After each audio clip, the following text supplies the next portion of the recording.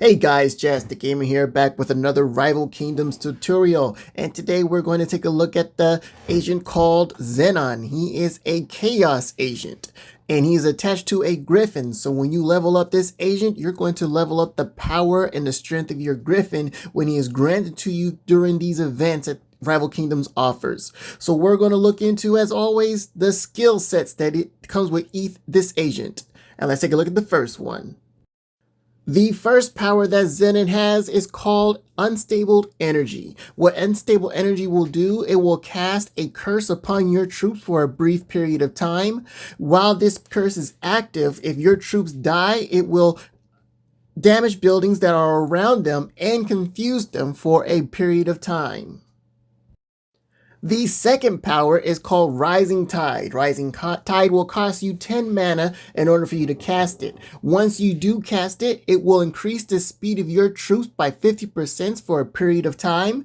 And also, while these troops are affected by this power called Rising Tide, they will lose 5% of their health per second. The third and final power is called Chaotic Currents. Chaotic Currents will cost you 15 mana in order for you to cast it. Once you do cast it, it will deal a great amount of damage to the buildings within the area. And it will also grant you 3 greater Chaos Elementals.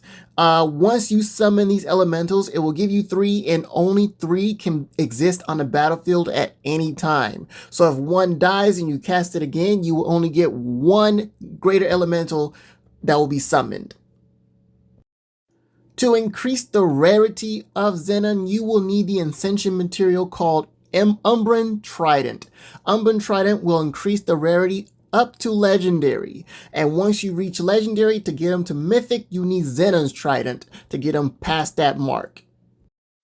At this time, the only astral gear that you can attach to Xenon is called Astral Stone. That is the stone that will increase the mana start at the beginning of the battle. Now, Xenon's powers comes with a lot of benefits. It comes with the benefit of creating a lot of damage and the benefit of confusing the enemy defenses. The problem is that it also requires your troops to die in order for you to see this increased power, confusion, and speed on the battlefield. That is why I recommend that you have enough healing out there to support your troops. At the moment, I'm using 2 paladins to help support the healing abilities when it comes to the loss of health from the second power, which is called Rising Tide. That helps me keep my troops alive a little bit longer so that they don't die off during the middle of the battle. Also, you may want to use the power Rising Tide on your troops with the highest amount of health, such as your Maulers. They can lose that 5% per second, but not be affected as much as your, let's say, your archers or your mana hunters. A trick that I like to do is I like to use the first 2 powers, which is Unstable Energy and Rising Tide, on my Maulers. The Maulers are the first troops that I use to break through the first line of defense, which is usually the wall. If I put Unstable Energy on them, once they die, it will cause confusion on the battlefields where my other troops can fight through it quickly. Also, if I put the Rising Tide on them, they move faster, which allows them to get through the battlefield deep into it so that they can cause confusion amongst more of the enemy defenses.